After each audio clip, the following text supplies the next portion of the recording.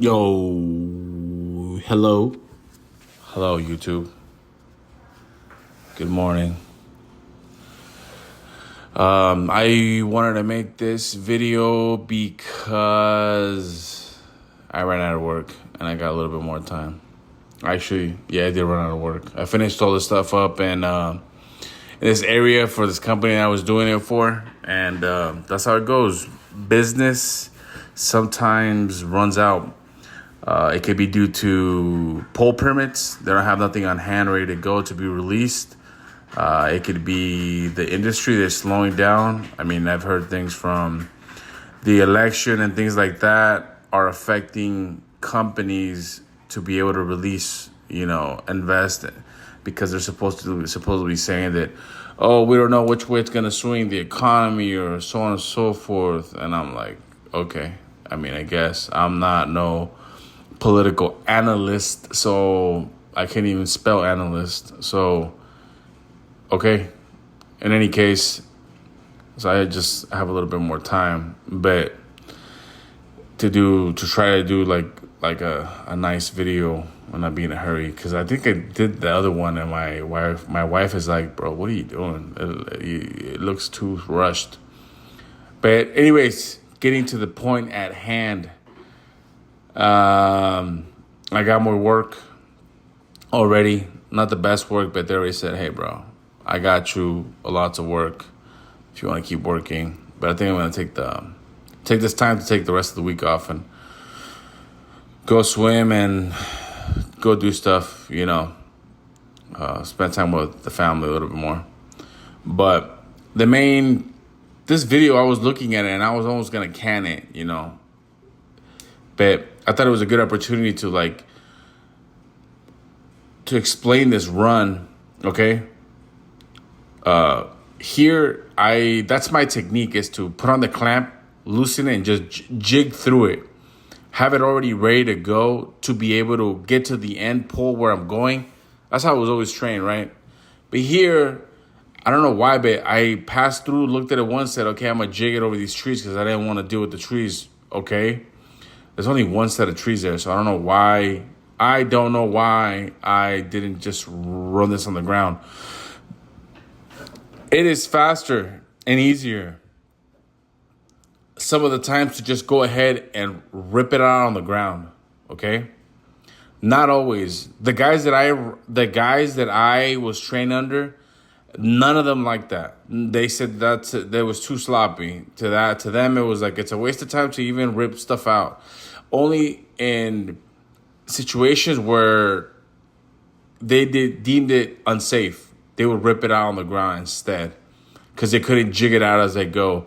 Because if you jig it out as you go, once you get to the end pole, depending on how fast you are, boom, get into the end pole, dead end pole, corner pole, or 10th pole. That way you don't sag in all this stuff. You just soft sag. You're not putting in all this pressure on the poles. I think I'm rambling. But basically that's how I was always trained, is frame as you go if it's not able to be drive off, okay? This is a situation where you can't drive this off. It's too much stuff, too many moving things for it to be drive off. I can make a video of that wherever I get a drive off. I haven't got a drive off yet. Not really.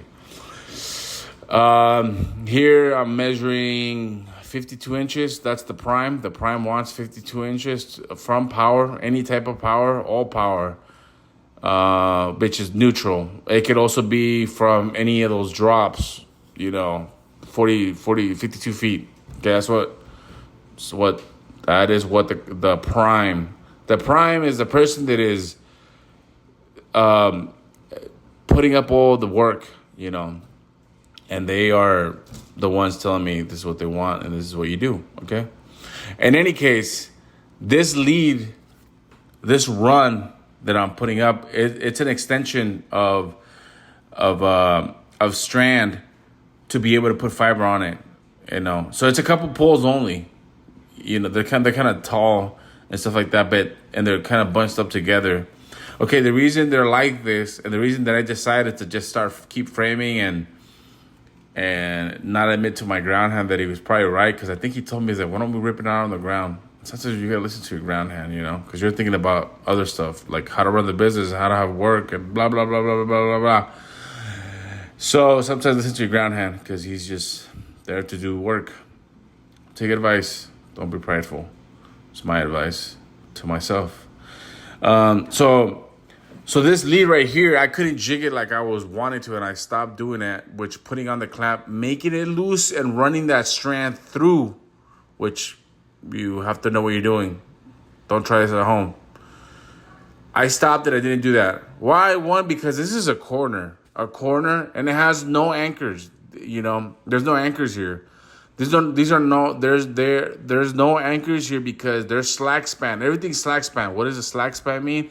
Anything under 100 feet is what they train me. Never more than 100 feet you could put slack span. What is a slack span? No more than it's loose. It's a loose pole to pole.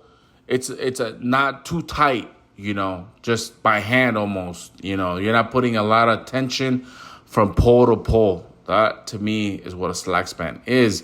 All these poles don't have any anchors. Not even the end pole has an anchor.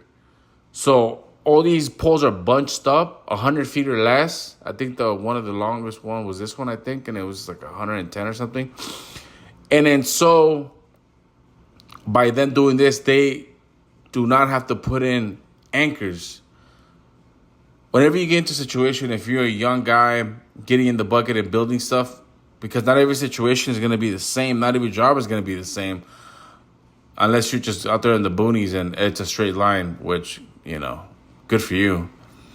But in these type of scenarios, you have to look at power. How are they doing it? Do they have an anchor? You put an anchor in.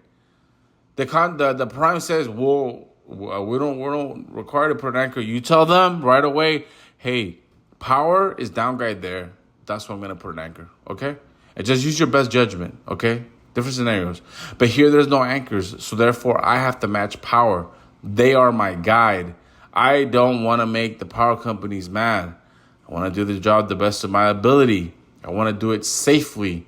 So therefore, I try to match them. If they're kind of slacked out a little bit, not too much tension, that's exactly what I do. As long as I have clearance over the road, meaning 15.6 is the national standards from what I understand. 15.6, I'm in Texas. I seen out here people, they've been putting through driveways. I've seen it like at 10 feet, man. And they're like, put it in the air, And that's a new thing that I'm learning out here in the industry. Like, there's different scenarios and there's different standards everywhere, man. I don't think anybody can say like, oh, you know everything. No, you don't, because I've been state to state. Not every state in the United States, but from East Coast to West Coast. I've, kind of touched, different jobs, and they're all different.